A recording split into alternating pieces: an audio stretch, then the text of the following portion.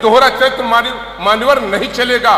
दोहरा चरित्र इस देश में जिन लोगों ने किया है उनकी समाप्ति हुई है। मान्यवर आज हम कह सकते हैं इसकी जांच कराई जाए, इस पर चर्चा हो।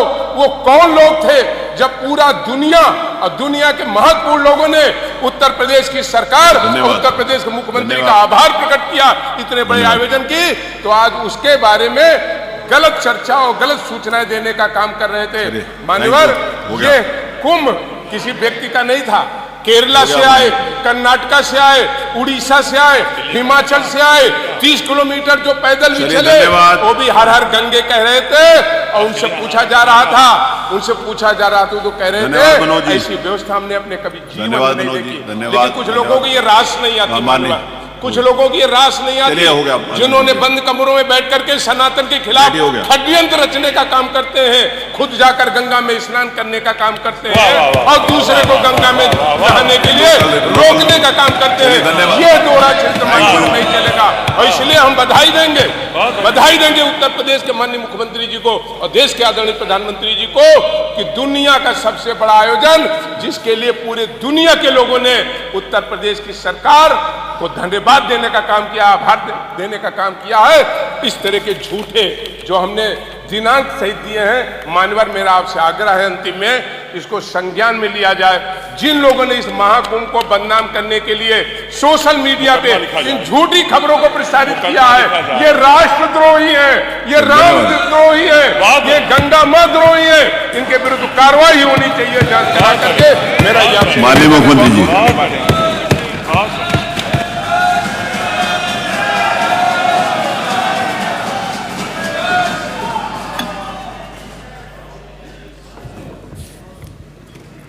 अध्यक्ष जी, मैं धन्यवाद दूंगा आपको कि आपने इस महत्वपूर्ण विषय पर नियम 56 के अंतर्गत इस संक्षिप्त चर्चा के लिए सदन को अवसर दिया है।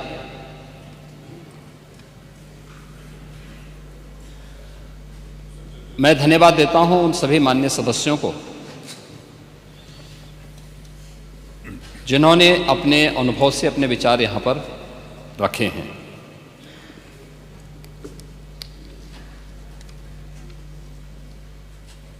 हम लोग जब यहां पर मान्यवर इस चर्चा में भाग ले रहे हैं, उस समय प्रयागराज में 56 करोड़ 25 लाख से अधिक श्रद्धालु मां गंगा, मां यमुना और मां सरस्वती की इस त्रिवेणी में आस्था की पावन डुबकी लगा चुके हैं। और जब हम सनातन धर्म के खिलाफ, मां गंगा के खिलाफ, भारत की आस्था के खिलाफ या महाकुंभ के खिलाफ कोई भी अनर्गल प्रलाप करते हैं, कोई झूठा वीडियो दिखाते हैं, तो इन 56 करोड़ लोगों की आस्था के साथ एक खिलवाड़ है, भारत की सनातन आस्था के साथ खिलवाड़ है। और मैं विनम्रता से कहूंगा कि आयोजन किसी पार्टी विशेष का नहीं था, किसी सरकार का नहीं था। मैं तो बार बार इस बात को कहता रहा हूं कि आयोजन समाज का है, सरकार पीछे है। सरकार सहयोग के लिए, अपने उत्तरदायित्वों का निर्वहन करने के लिए एक सेवक के रूप में हम लोग वहां पर हैं, और एक सेवक के रूप में अपने उत्तरदायित्वों का निर्वहन करने की हमारी जिम्मेदारी है। और उस निर्वहन के लिए हम लोग तत्परता के साथ अपनी जिम्मेदारियों का निर्वहन करेंगे, क्योंकि हमें अपनी जिम्मेदारियों का एहसास है। हमें भारत की सनातन परंपराओं के प्रति अगाध श्रद्धा का भाव है, और उन श्रद्धाओं को सम्मान देना वो हमारा दायित्व है। और ये हमारा सौभाग्य है कि इस सदी के इस महाकुंभ के साथ हमारी सरकार को जुड़ने का अवसर प्राप्त हुआ, और आयोजन के प्रति तमाम अफवाहों, तमाम प्रकार का दुष्प्रचार को दरकिनार करते हुए देश और दुनिया ने इस पूरे आयोजन के साथ सहभागी बनकर के इसे सफलता की एक नई ऊंचाई तक पहुंचाया है। महोदय, भी आयोजन के 7 दिन बाकी हैं संपन्न होने के, और जो मैंने आज दोपहर तक के आंकड़े बताए हैं, 56 करोड़ 25 लाख से अधिक श्रद्धालु अब तक प्रयागराज की महात्रिवेणी में आस्था की डुबकी लगा चुके हैं। और इसीलिए जब यहाँ पे हमारे प्रतिपक्ष के जो माननीय सदस्य डॉक्टर R.K. पटेल जी, श्री संग्राम सिंह यादव जी और श्रीमती आराधना मिश्रा, मोना जी जब अपनी बातों को यहाँ पे कह रही थी, तो मुझे आपकी बातों को देख करके सचमुच एक तरफ हमें एहसास है अपनी जिम्मेदारियों का, हमारी संवेदनाएं हैं उन सभी के प्रति जो लोग 29 जनवरी के एक स्टैम्पेड के शिकार हुए थे, उन सभी श्रद्धालुजनों के प्रति भी, या प्रयागराज कुंभ के दौरान जो आपने अपनी नोटिस में उल्लेख किया है, सोनभद्र की, अलीगढ़ की या किसी अन्य जगहों पर प्रयागराज महाकुंभ के आयोजन में भाग लेने के लिए या यहाँ से जाने के लिए जो लोग यहाँ से प्रयागराज महाकुंभ में महास्नान के बाद वापस जा रहे थे, सड़क दुर्घटना के शिकार हुए हैं, उन सबको हम श्रद्धांजलि देते हैं। हमारी संवेदना उन परिवारजनों के प्रति है। सरकार उनके साथ खड़ी है, हर संभव सरकार उनको मदद भी करेगी, लेकिन इस पे राजनीति करना कितना उचित है, प्रश्न यही है। और इसीलिए मैं आपसे कहना चाहूंगा, जब आप अपनी बात कह रहे थे, मैं धन्यवाद दूंगा माननीय सदस्य श्री मनोज पांडे जी को, जिन्होंने उन अफवाहों की ओर ध्यान भी दिया, कि उल्लेख किया कि काहिरा का वीडियो लेकिन महाकुंभ के साथ जोड़ करके दुष्प्रचार किया जा रहा था, नेपाल का वीडियो महाकुंभ के साथ, झारखंड की किसी घटना को महाकुंभ के साथ, या देश के अंदर के किसी अन्य दुर्घटना को जूसी के साथ जोड़ करके दुष्प्रचार करके अफवाह फैलाने का जो कार्य हो रहा था, कौन लोग थे वो? और इसीलिए मैं कहना चाहूंगा कि बड़ा हसीन है इनकी जवान का जादू, लगा के आग बहारों की बात करते हैं, जिन्होंने रात में चुन चुन के बस्तियों को लूटा, वही नसीबों के मारों की बात करते हैं।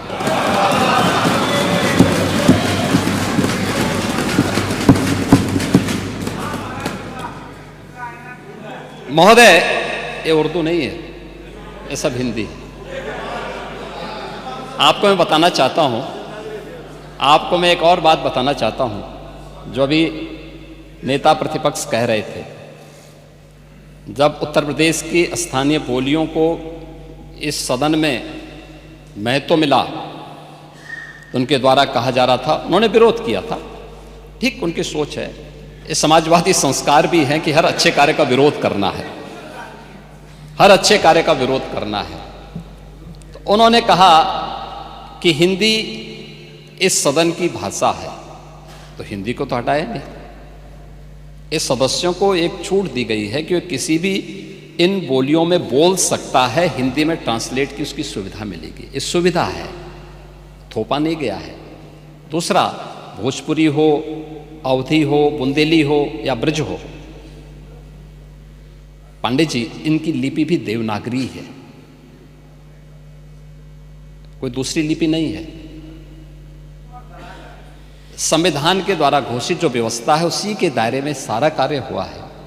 आप जैसे उम्रदराज व्यक्ति को तो इसका स्वागत करना चाहिए,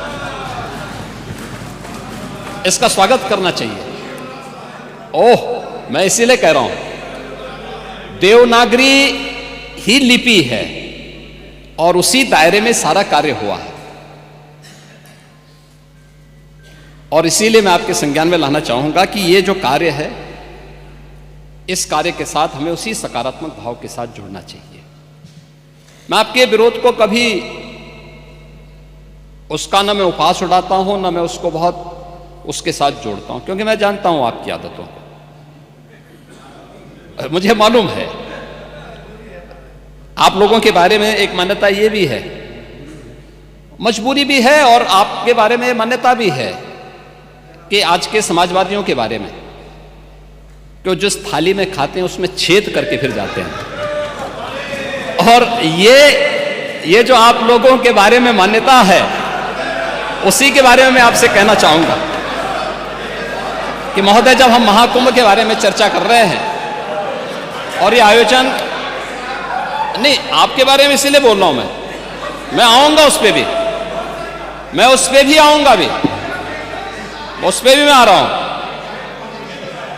जब एक महाकुंभ का विरोध पहले दिन से कर रहे थे महोदय, मैं एक एक करके इनके बयानों को यहां पे उद्धृत करना चाहूंगा और पिछले सदन में भी मैं याद दिलाना चाहूंगा, जब हम लोग यहां पे इसी सदन में आए थे तो महाकुंभ पे चर्चा, उस समय महाकुंभ की तैयारियां चल रही थी और चर्चा के लिए एक दिन निश्चित किया गया था।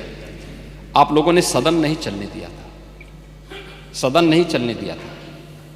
अच्छा होता महाकुंभ के पहले सदन में पूरे दिन भर की चर्चा होती, हम उस व्यवस्था के बारे में चर्चा करते, आपके अनुभव का लाभ लेते, लेकिन आपने चर्चा नहीं होने दी।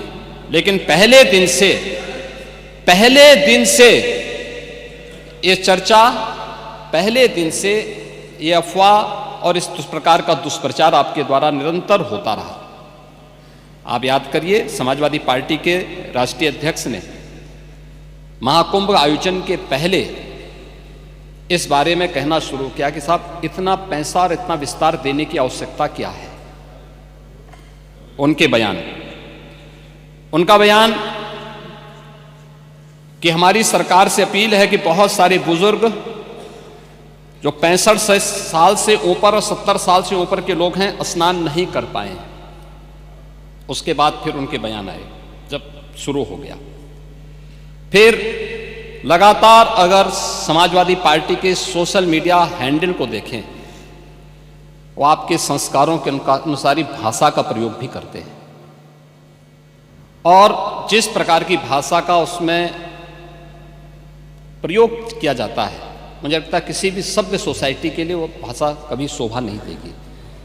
आप लोगों के अपने संस्कार हो सकते हैं, आप लोगों का अपना व्यवहार हो सकता है, लेकिन कोई सभ्य समाज और कोई सभ्य व्यवस्था सोसाइटी उसको कभी मान्यता नहीं दे सकती है।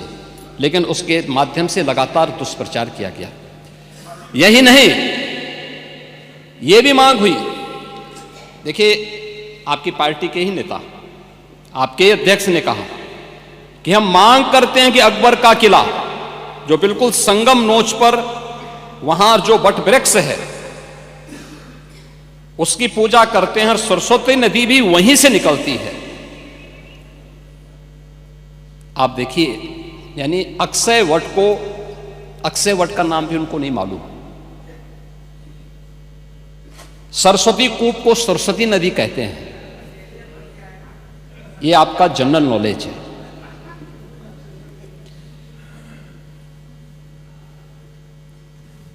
इन्होंने कहा महाकुंभ कोई शब्द नहीं, क्योंकि महाआयोजन के लिए बहुत सारा पैसा निकालना था, पैसे की बर्बादी करनी थी, इसलिए नाम भी इन्होंने महाआयोजन दिया।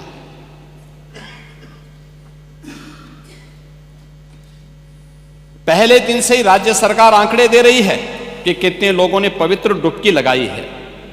जो लोग पवित्र डुबकी लगाने वालों की संख्या बता सकते हैं, वे यह नहीं बता पा रहे हैं कि कितने लोगों की जान चली गई। इनके एक सहयोगी आ रहे हैं, अरे चिंता मत करिए, एक एक प्रश्न का उत्तर देंगे, थोड़ा पेशेंस रखिए। देखो, आप बोल रहे थे, मैं बहुत शांति से सुन रहा था, बहुत शांति से। आप ही के एक सहयोगी श्री लालू यादव जी कह रहे हैं, अरे ये सब कुंभ का क्या कोई मतलब है, फालतू का कुंभ है। यानी सनातन धर्म के इस महाआयोजन को वे फालतू उनको दिखाई देता है। और इनके एक और सहयोगी उससे भी 2 कदम आगे आकर के कहती हैं कि महाकुंभ मृत्यु कुंभ में बदल गया है। ये क्या है? ये क्या है?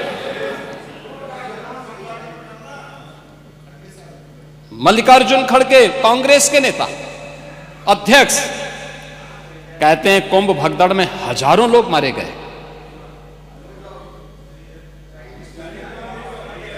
और और जया बच्चन क्या कहती हैं?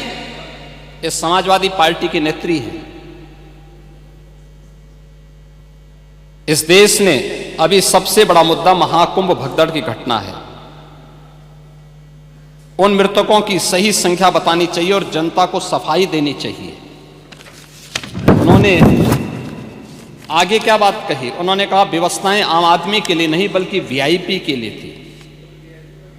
शवों को गंगा में बहा दिया गया, इससे पानी प्रदूषित हुआ है। यही पानी लोगों तक पहुंच रहा है और ये इस प्रकार के गैर जिम्मेदाराना बयान समाजवादी पार्टी, कांग्रेस, आरजेडी और टीएमसी के नेताओं के द्वारा सनातन धर्म के जुड़े हुए सबसे बड़े आयोजन के प्रति दिए गए। महोदय, मैं ये जानना चाहता हूं कि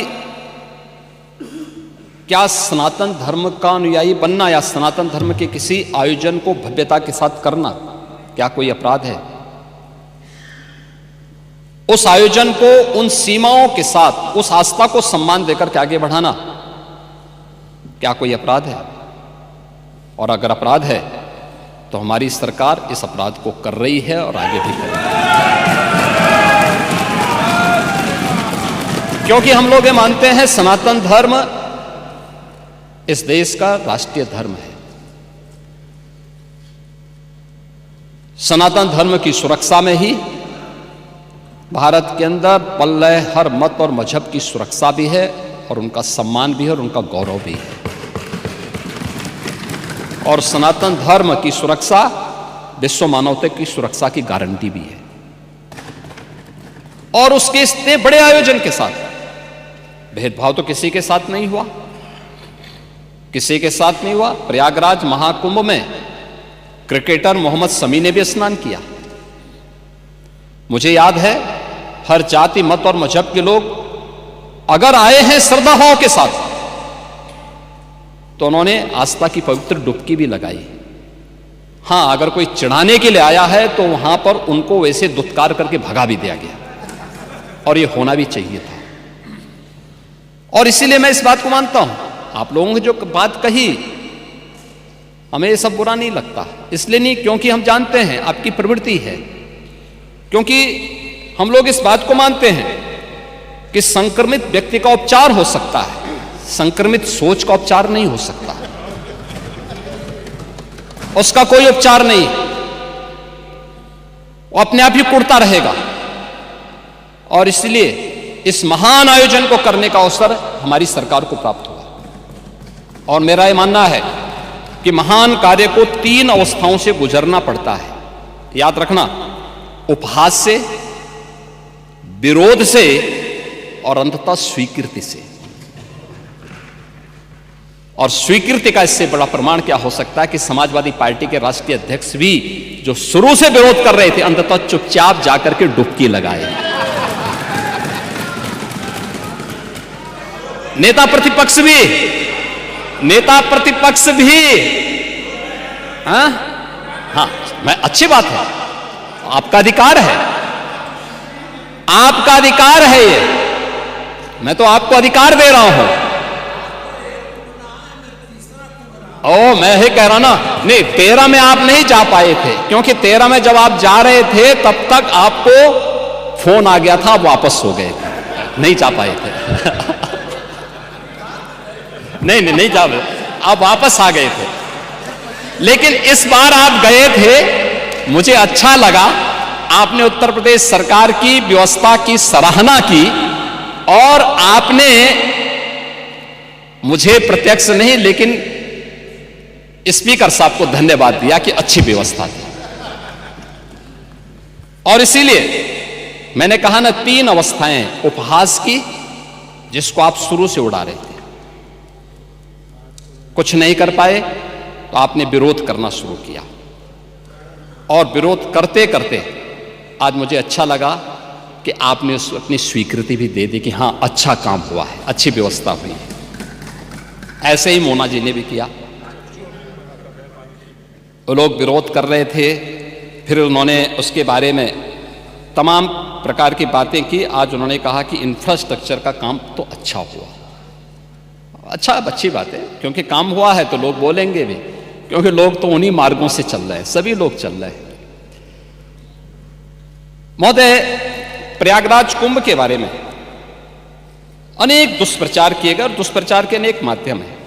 मैं पहले कुंभ के बारे में ही कहता हूं। कुंभ के बारे में जो बहुत सारी चर्चाएं यहां पर हुई हैं और सभी माननीय सदस्यों ने भी इस बात को यहां पे उल्लेख किया है, जिसमें